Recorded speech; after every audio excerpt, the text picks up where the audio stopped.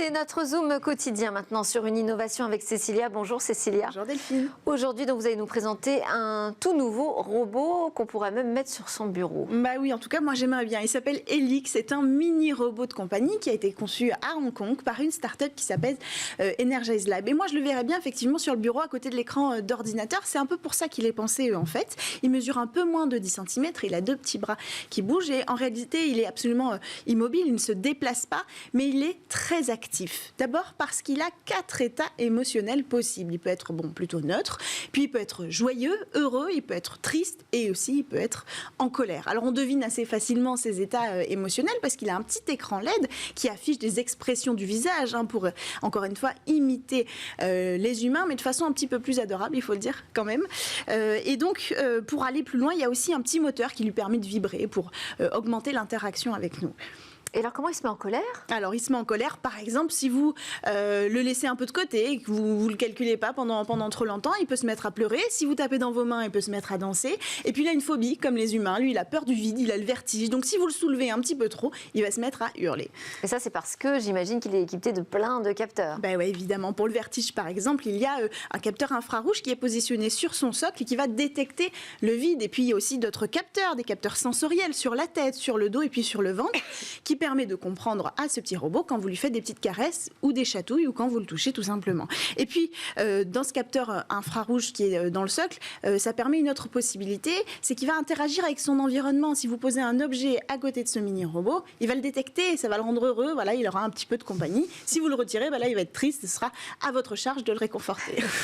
Est-ce qu'il a d'autres fonctionnalités à part ce partage d'émotions ? Ouais, il a quelques fonctionnalités utiles, par exemple le chronomètre, le minuteur, le réveil. Rien d'extraordinaire. Donc, la start-up, en fait, a misé sur le côté ludique de ce robot. Il peut danser avec vous, il peut vous divertir. Ils vont même ajouter des petits accessoires, par exemple des petites manettes pour jouer grâce à l'écran qui est sur ce mini-robot, ou alors des petits accessoires pour, tout simplement pour s'amuser et à déguiser comme une poupée ce mini-robot. Et puis, surtout, il est aussi sociable avec nous qu'avec ses congénères. On peut mettre des robots Helix à la suite grâce au socle, en fait, c'est possible de les lier. Et là, ils vont entrer en interaction. Si on en met deux et qu'on les laisse vivre leur vie, ils vont discuter, se chamailler, s'amuser, danser ensemble. Et puis, on peut créer son boys band, littéralement, en mettre des dizaines à la file. Et là, ils vont pouvoir danser de façon complètement coordonnée. Donc, c'est assez impressionnant et assez amusant à voir. Si on a du temps à perdre, peut-être à la pause déjeuner, je ne sais pas. Pourquoi pas ? Est-ce qu'il sera bientôt en vente ? Alors oui, normalement, la campagne crowdfunding a été terminée juste à la fin de l'année 2021.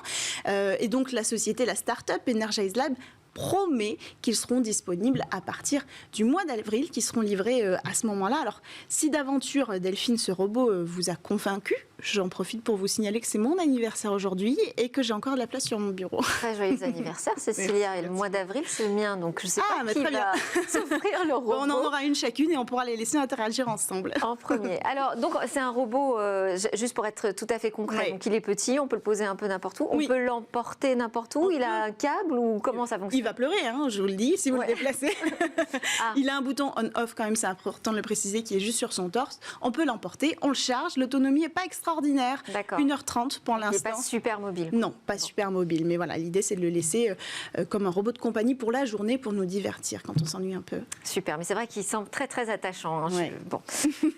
Et bien voilà, c'était Smart Tech. Merci à tous de nous avoir suivis en direct sur la chaîne Bismart le matin dès 11h et puis sur les réseaux sociaux ou encore en podcast. Je vous donne rendez-vous demain. On sera aussi en direct à 11h sur la chaîne Bismart, mais ce sera notamment pour un grand débrief de l'actualité. En attendant, je vous souhaite à tous une très bonne journée.